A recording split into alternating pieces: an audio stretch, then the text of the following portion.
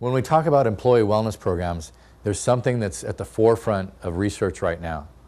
Now, we have to consider the fact that if employees aren't well, they're not going to be at their job, and that's a problem for the company. You need your employees there to produce your product or to produce your service. So that's an important factor. But even more important than that, we've been studying what's called presenteeism. Now, this is a new term. It was coined not too long ago, but there's more impact on a company for people that show up to work and are not productive. Think about it. People do tend to want to get to work and do their job. They not only want to get a paycheck, but a lot of people are invested in their job and they want to do a good job. So they don't feel so good, but they go ahead and go to work.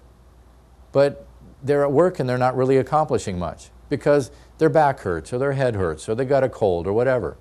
That's presenteeism. They're there, they're collecting their paycheck, they've gone into the time clock, but they're not really producing anything. On top of that, let's say your coworker's not feeling very good.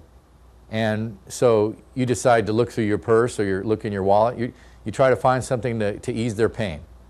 So you look around and you spend some time getting some water and maybe a pill to ease their pain or to ease their symptoms. Well, now you're part of presenteeism. In fact, there are situations where a whole part of a company can be stopped in its tracks because of one person. Now, I'm not saying that you shouldn't take care of each other, but this is an important consideration for both the employees and the employer. When we talk about corporate wellness, we need to address that. There are a number of people that still go to work and don't produce. You're going to be most productive if you take care of yourself. So if we're going to talk about employee wellness and an employee wellness program, we have to consider the factors that will keep people healthy. We have to look into what they're eating. We have to look into their exercise. Those are important factors in a wellness program. Unfortunately, in the past, wellness was about giving inoculations for the flu and doing a simple test on cholesterol and doing a blood pressure.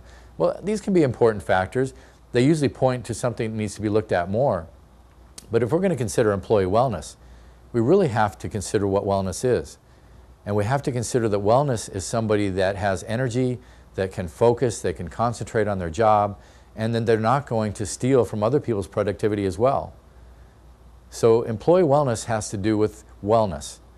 And that's something that we need to redefine in modern culture. Wellness is about being vital and healthy and productive for your own sake and for the sake of your company. So when we do an employee wellness program, we have to consider all those factors, not just whether or not somebody's going to get the flu.